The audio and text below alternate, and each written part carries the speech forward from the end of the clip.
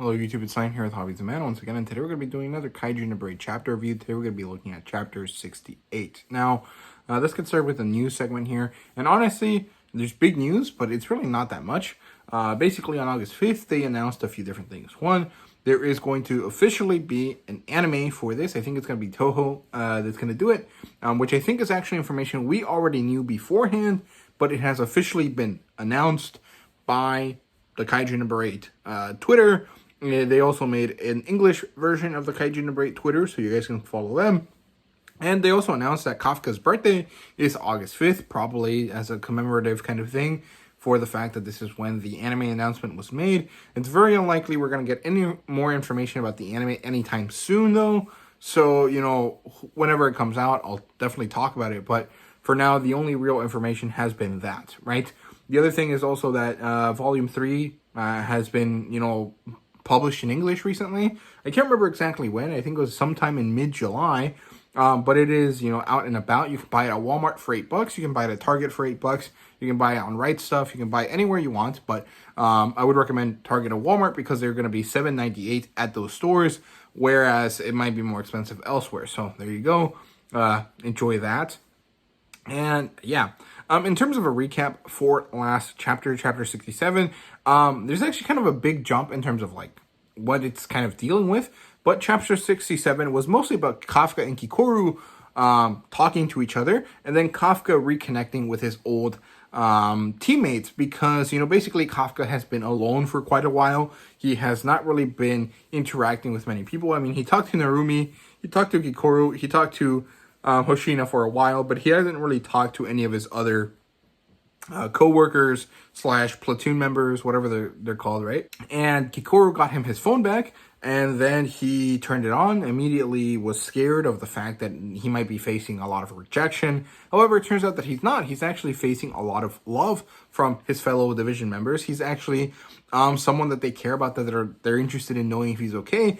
And then he talks with Reno and, what's the other guy's name? Iharu.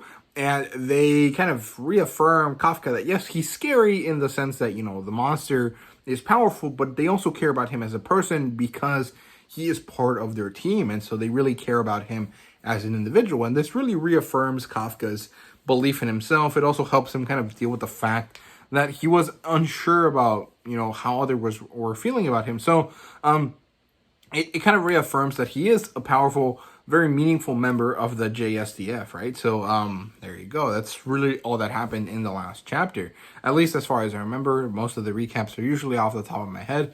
And that's all I remember. So, let's get into the review for this week. So, it's 29 pages long. It's a quite long chapter, but there's a lot of setup here. So, that kind of makes sense. Also, I forgot to mention in the news segment, but there is going to be a 1-month break, I think, for the series while the mangaka prepares for the next segment of their storytelling, which is actually really good. I really like that they take these times to kind of rest, but also to plan so that they can consistently come out with good content as they do so. And I think that this is really facilitated more than anything by the fact that it is an online publication. They don't really have to worry about having to meet a schedule every week for the magazine, and I think that's really great. I think maybe a lot more mangaka should really try to work on these online publications, right? Because it's seemingly a very good thing. There's also a lot of mangaka that are on the Shonen Jump magazine that are really having a lot of struggles with their health, right?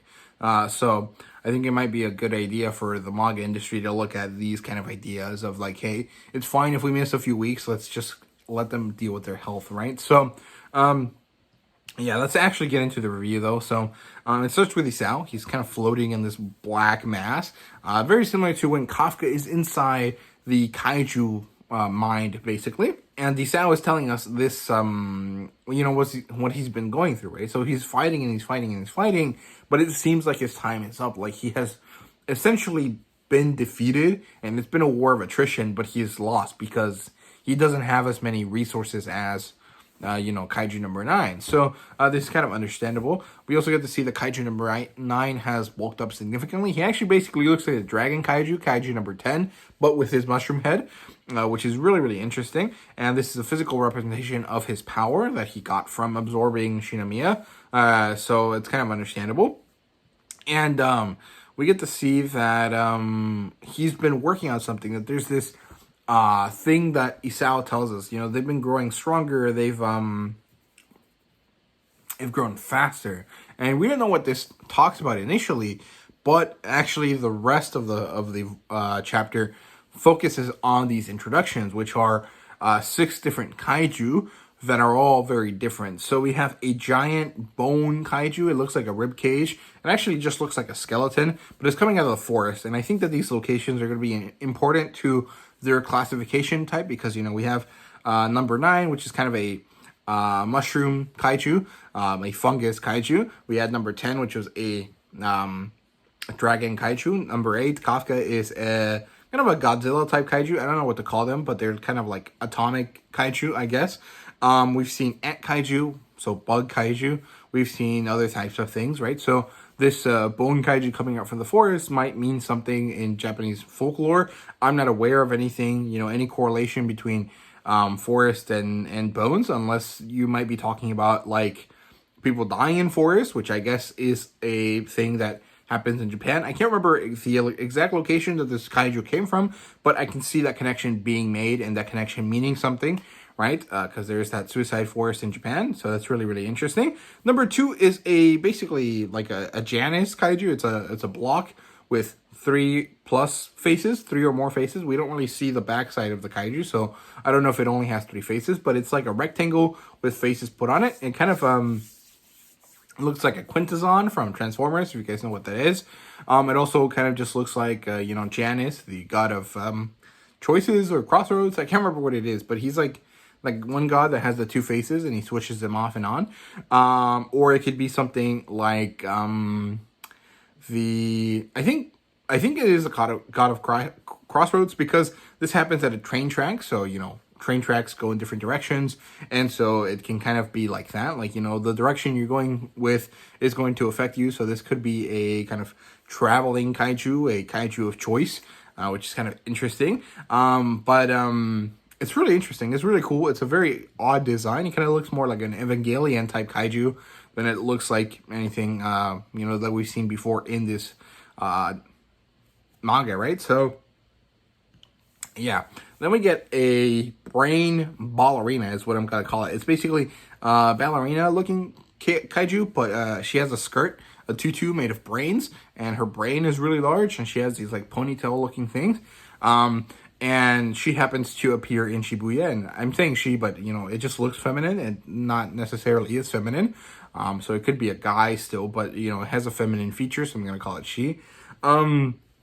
And it appears in Shibuya, so I'm guessing that the ballerina is supposed to be some sort of like reference to fashion. I'm pretty sure Shibuya is a very important fashion district / you know, big important, you know, shopping place in Japan. And then the brain being, you know, the collection of all the people that, you know, are there, because Shibuya is a very busy place, right? So I'm guessing that this is kind of a ego type kaiju, something like that. Then we have the 4th kaiju, which is a shark whale kind of kaiju. I don't know. It has like a shark fin and it has pointed teeth, but it doesn't really look like a shark. It kind of looks more like a killer whale or something like that. But it is eating fish, even though it's doing this in this kind of weird like whale-esque kind of way. So it's kind of really interesting. This one happens at a beach, so of course we're gonna have a, you know, predator kaiju, a shark kaiju of some kind. I would definitely say killer whale more than shark, but it doesn't really matter. It's a large aquatic predator, so it can be either one of them, right? But it's really interesting. It has a shark / whale face and fin, but it has like a normal humanoid body. The only one that hasn't had a humanoid body yet is the face block. And this one I don't really have a good representation for, except fear of the ocean. You know, sharks are scary. So there you go. And then the 5th one is a speedster type kaiju. It's just a kaiju that looks human. It has these weird like fins on the side of its head, which could be like the wings of Hermes, the wings that, you know, Hermes has on his helmet, and the kind of things that inspired the classic Flash look. The one Jay Garrick, I think, is the one that has the little hat with the 2 little wings on the side of his helmet. And this one is a suburban area, so I'm guessing it's like from between suburban to the city, and this one could be the rushing, representing the rushing of people from their homes to their work, kind of a commuter type kaiju. I'm not really sure that this one really works. All the other ones kind of make sense, but I'm not really sure anyone's afraid of being late to work in like a large enough reason, right? So I don't know. It's a really interesting one. And then there's the last one, which we actually don't get to see. This is a mystery kaiju. It steals petroleum from these giant tanks in some refinery area, and then it also happens to create craters in the side of mountains. So I'm guessing that this is one of these kaiju that represents force. It sucks out energy, oil, and then it uses it to attack the mountains, right? So it's a kind of a nature destroying kaiju. So that's really interesting. I really like this.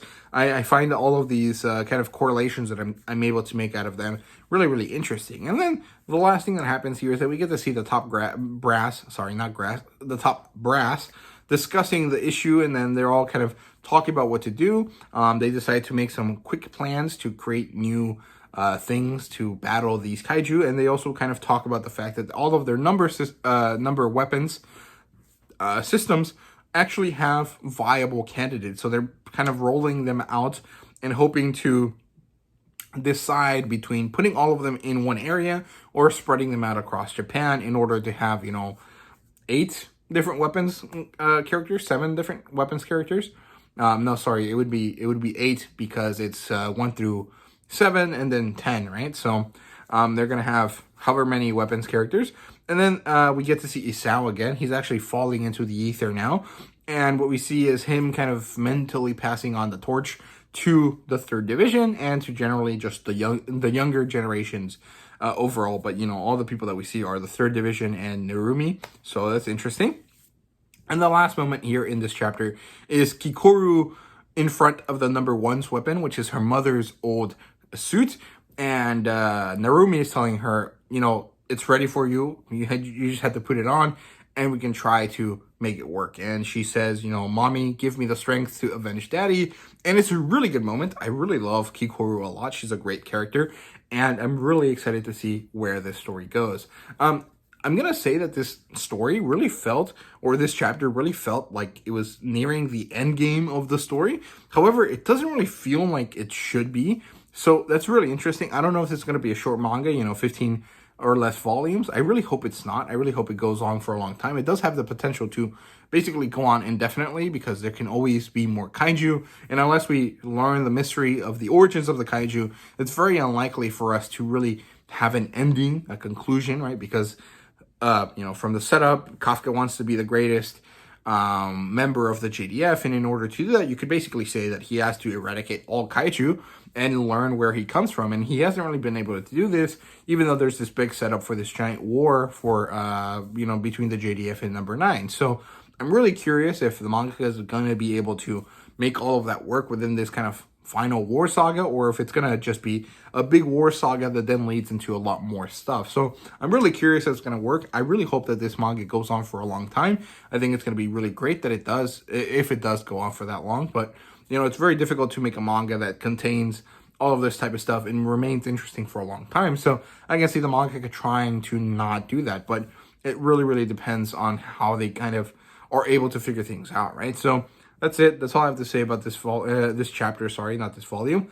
And I hope you guys enjoyed the video. If you did, please leave a like, subscribe, and comment down below. Let me know what you thought. And thank you guys very much for watching. See you guys later.